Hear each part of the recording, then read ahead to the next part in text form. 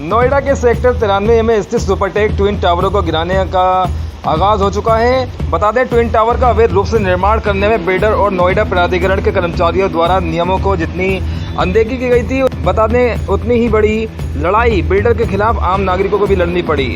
नोएडा के सेक्टर 93 में स्थित सुपरटेक ट्विन टावरों को गिराने का काउंटडाउन जब शुरू हुआ है, भ्रष्टाचार की नींव पर खड़ी ये दो गगनचुंबी इमारतें जमींदोज कर दी गई।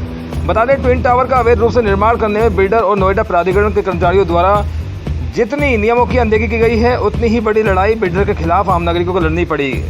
कौन है ये आम लोग, कौन है ट्विन टावर का मालिक और क्या है इसका इतिहास, ऐसे ही 10 सवालों को हम जानेंगे आज यहाँ पर। जानते हैं पहले ट्विन टावर का इतिहास क्या रहा है। ट्विन टावर्स गिराने की तैयारी पूरी कर ली गई थी। कहानी 23 नवंबर 2004 से शुरू होती है, जब नोएडा अथॉरिटी ने सेक्टर 93A स्थित प्लॉट नंबर 4 को एमराल्ड कोर्ट के लिए आवंटित किया था। आवंटन के साथ ग्राउंड फ्लोर समेत 9 मंजिला के 14 टावर बनाने की अनुमति मिली थी। बता दें, जमीन आवंटन के 2 साल के बाद ही 29 दिसंबर 2006 को अनुमति में संशोधन कर दिया गया।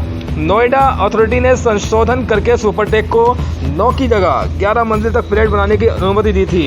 इसके साथ ही टावरों की संख्या भी बढ़ाई गई थी। पहले 15 और फिर इनकी संख्या 16 हुई। 2009 में इसमें फिर से इजाफा कर दिया गया। 26 नवंबर 2009 को नोएडा अथॉरिटी ने फिर से 17 टावर बनाने का नक्शा पास कर दिया।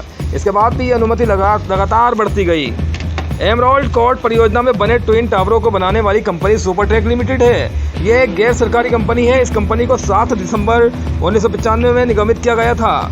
सुपरटेक के फाउंडर आर.के. अरोड़ा हैं। उन्होंने अपनी 34 कंपनियां खड़ी की हैं। सन 1999 में आर.के. अरोड़ा की पत्नी संगीता अरोड़ा ने दूसरी company Supertech builders and promoters private limited नाम से कंपनी शुरू की थी। बता दें, 2 मार्च 2012 को टावर नंबर 16 और 17 के लिए फिर से संशोधन किया गया। इन दोनों टावरों को 40 मंजिल तक करने की अनुमति दी गई। इनकी ऊंचाई 121 मीटर तय कर दी गई। वहीं दोनों टावरों के बीच की दूरी भी 9 मीटर रखी गई थी, जबकि ये 16 मीटर से कम नहीं होनी चाहिए। सुपरटेक को 13.5 एकड़ जमीन आवंटित की गई थी। परियोजना का 90% यानी करीब 12 एकड़ हिस्से पर 2009 में ही पूरा कर लिया गया था। 10% हिस्से को ग्रीन जोन में दिखाया गया था। 2011 आते आते 2 नए टावरों को बनने की खबरें आने लगी। 12 एकड़ में जितना निर्माण किया गया, उतना FAR का खेल कर 2 गगनचुंबी इमारतों के जरिए 1.6 एकड़ में ही करने का काम तेजी से जारी किया गया था।